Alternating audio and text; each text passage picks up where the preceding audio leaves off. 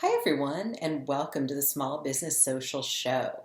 Today, we're going to be talking to Joe Hines, who is not only the owner of A Cubed Marketing, but he's also a professor of social media at Whittier and a few other of the local colleges as well.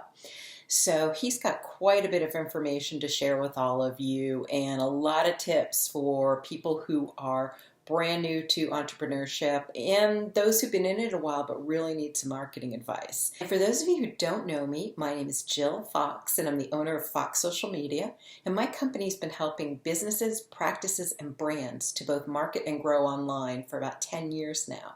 And I'm super excited to have both my YouTube show and my podcast so that I can help all of you as well. Hi, Joe. Thank you so Hi. much for coming on the podcast and the video today. Oh, it's a pleasure, Jill. Thank you for having me. Thank you for coming. I'm excited to have you. And as I mentioned earlier, Joe is both the owner of A Cubed Marketing and he's also a professor of social media at Whittier College. So, Thanks. Joe, can you tell my audience a little bit about your background, education, and what you're doing right now? Sure. I spent the first 25 plus years in my career working in the corporate world. And the first 15 of that was with a company called ConAgra Foods. And I was director of marketing at one time there. I went from there and I went to work for DeVry University. And I was also director there with DeVry, helping, our campuses and centers recruit more new students. So that's sort of the marketing role in the for-profit ed world. In 2013, I had an opportunity. A lot of things kind of came together at once, and I started my new firm. And it's called A Cubed Marketing, and that's kind of what I've been doing for the last 7 years or so. Yeah. I also teach. I teach at Cal State University Fullerton and at Whittier College and at Fullerton Community College. And there I teach a number of different marketing classes. Yeah. Wow, you are busy. I am. Not easy. Not easy to do all of that. So can you tell everyone what exactly does your agency do? Sure. We're kind of a scrappy little firm. We love to work with smaller businesses, small to medium-sized companies. We're into digital marketing in a pretty big way. So we're building websites. We do social media and content marketing. We have graphic design capabilities and videography that we integrate into the work that we do on the websites and in social, but we can also branch out of that. We've done some package design work. We've developed sales collateral for certain clients. And in the way of video, we do anything from CGI animation projects to testimonials of customers that work with B2B firms to training videos to you name it. Yeah. Wow, that's awesome. Thank It's you. really good. And by the way, you guys, I've seen the, I guess they were testimonial videos that Joe created for one of his clients, and they're outstanding. He's really got a good handle on the storytelling process and how to use that in marketing. Oh, thank So, you. yeah. So what led you to become a professor? How did you make that, not transition, you're doing both, but how did you get into that? Well, it actually started when I was with DeVry. I felt like I wanted to get to learn our customers better and understand where they were coming from so that we could do a better job on the marketing end. And so I asked to have a few classes. And it turned out that I loved to do it. I was always a really good student back in my days at university. And I took that strength into the classroom, found I was pretty natural at it. And I've just kept it up ever since. So I've been teaching around, oh gosh, maybe since 2008. So 11 years now.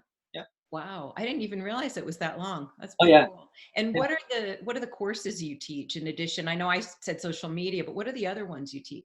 Yeah. Well, this semester I'm teaching microeconomics, macroeconomics. I'm teaching social media marketing and communications, business communications. That really runs the gamut. So you go from the very analytical to the very creative.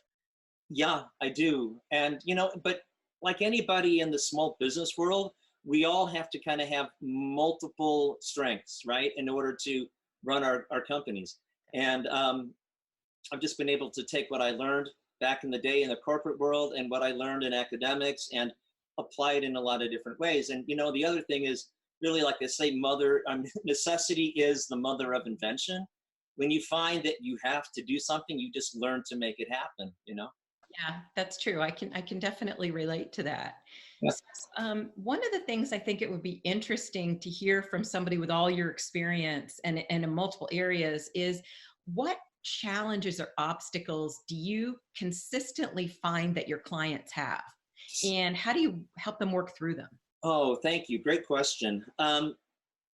You know, what I find is that in the smaller businesses, they started off because they either had an operations strength or they had a sales strength.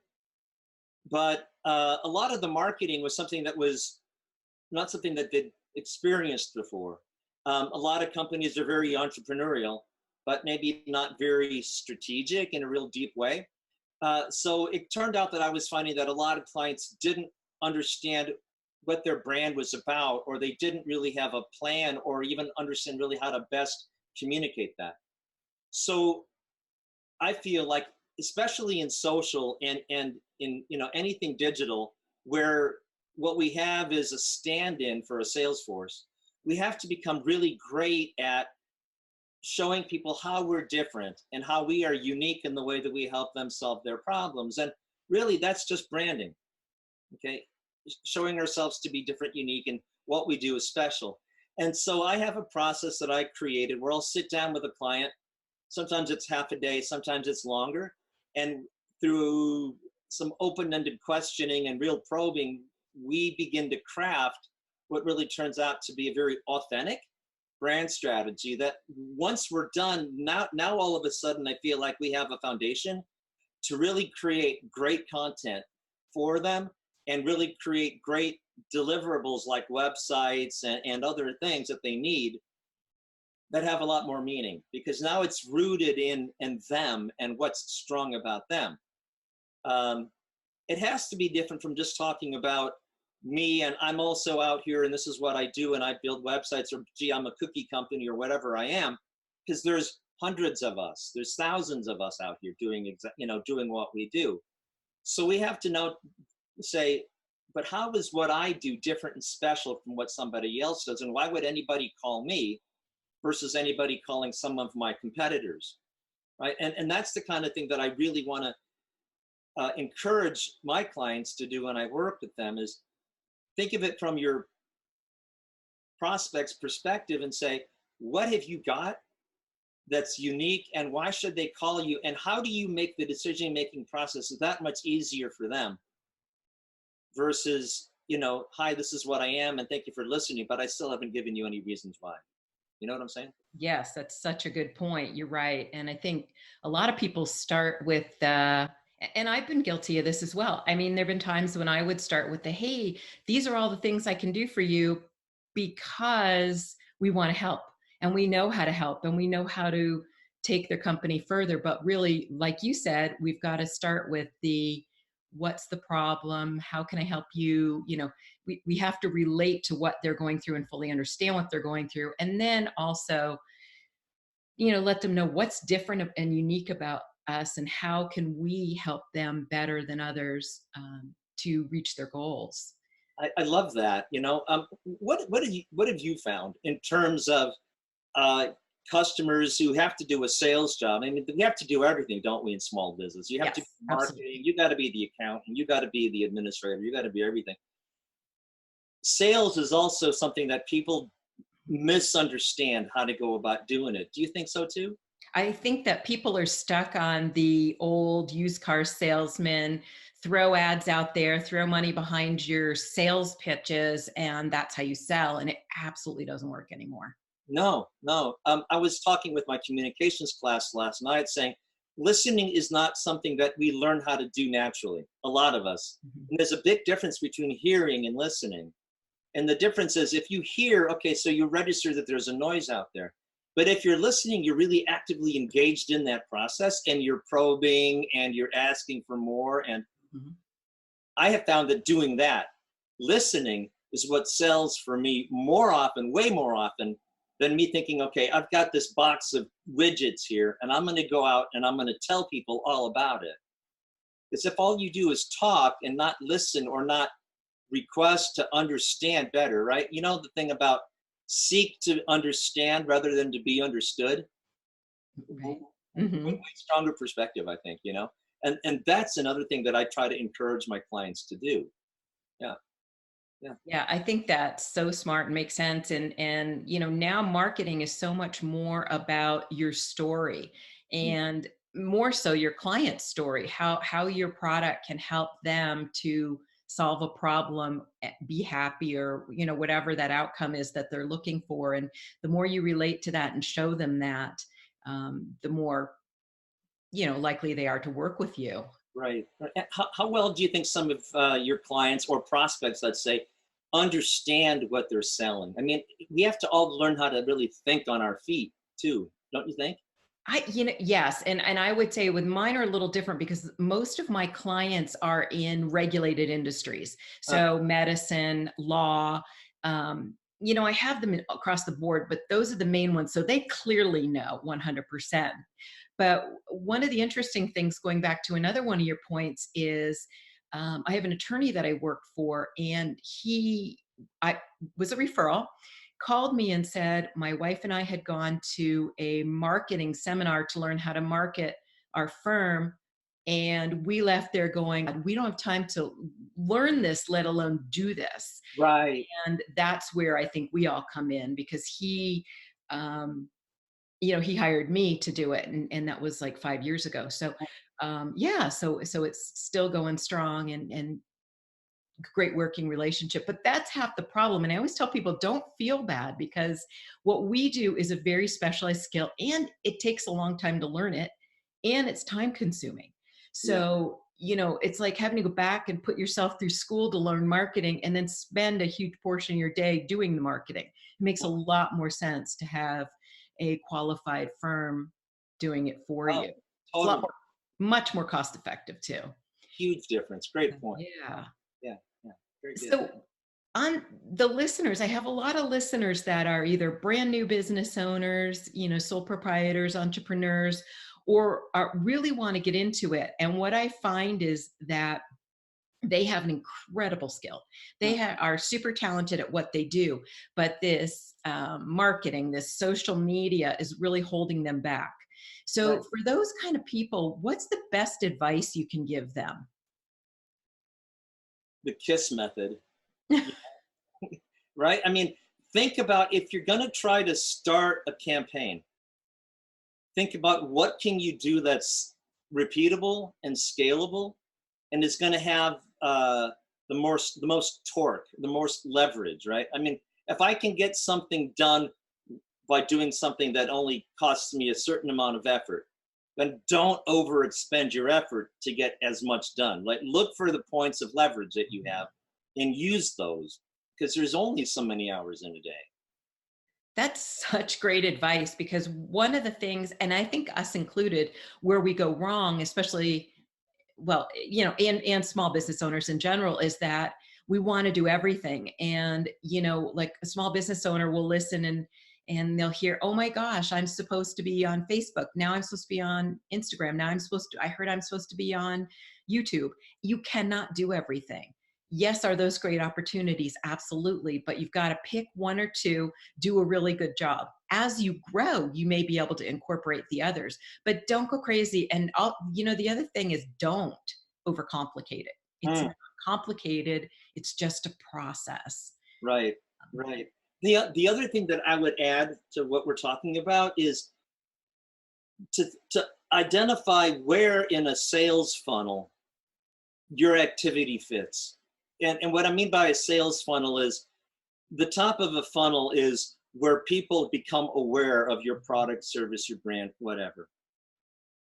But these customers are in the process or a journey of buying something, and there's multiple steps involved. So is what you're crafting today going to get them into the top of your funnel? Or is it something deeper down? And have you constructed a funnel even? Because if what you're doing is just a series of one-offs, but they don't necessarily lead a customer in a pointed direction that's ultimately going to lead to a sale, then you're probably doing a lot of work but it's not very effective, and it probably isn't very efficient. And when it comes back down to, hey, I'm a small company and I wear all the hats, you don't have time or resources to do that. So think about, one, where do I get the most leverage? And two, how do I build a simple system that is going to kind of handhold those customers from the time that they first become aware of who you are and the value that you represent and how you solve their problems, to why would they want to do business with you versus wanting to do business with somebody else? That's like middle of the funnel. And then finally, you have to have, I call it a tripwire, right? If you don't dangle the carrot or offer them some incentive to finally make the decision that's in your favor, well, you've brought them most of the way down, but you never actually got around to closing the sale. So the other two things that you've already done, those important milestones, didn't lead to the conclusion, and so you never got to ring the cash register. Good point. And that's very true. And I know I'm sort of guilty of that because I will present to clients on my own as a marketer, as a agency owner. And I never really push. I follow up, but I don't have I don't know, a pushy, or just even, I'm bad about that. I'm bad about that because I just say, hey, you want to work with me? Great. And if you don't, great. And I probably should be a little bit, a little more salesy than that. But yeah, I'm guilty. I'm guilty of that. I'm great when it's my clients. Yeah. I'm great about helping them and getting to the point and, no problem. But yeah, it's funny. It's different when it's you. We never have time to get to our own stuff. Yeah. We're working it all for everybody else to the detriment of our own businesses sometimes. Yeah. It's so true. And I find that it's way more fun for me to do other people's work. Like I would much rather do the marketing work for my clients than myself. It's so much more fun. It is. Which is kind of a good thing because that's my job. So that, that's always my focus, is taking care of them as opposed to growing my social. And I need to be better about that as well. Great point. And I think too that it's easier to look at a client's business and see it objectively. And the reason that sometimes our clients can't see some of the way the moving parts interrelate and can't really find the solution to their problem is because, one, they've been stuck thinking about it all this time in a certain way, and so it's difficult to see it clearly and fresh for the first time.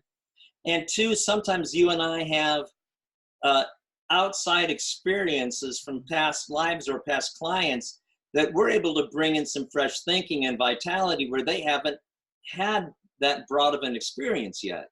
So, and that's why I think it's harder for you and me to work on our own stuff too, because we have the same sort of, I can't get out of my own way kind of perspective that I think all of us share, Yeah. Yeah, I think that's so true. And, the other thing to recommend to people that are brand new, this is a good point, or, just trying to get your business off the ground, or you've just started your business and if you join a group, it doesn't even have to be people that are in the same field. It can be a group like a mastermind where everybody's an entrepreneur, but you all may have different fields that you're in. Yeah. And you bounce ideas and questions off of each other. You'll get some amazing advice.